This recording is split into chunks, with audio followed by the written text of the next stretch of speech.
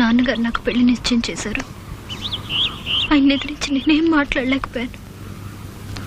వచ్చే బుధవారం ఏమి మాట్లాడరా?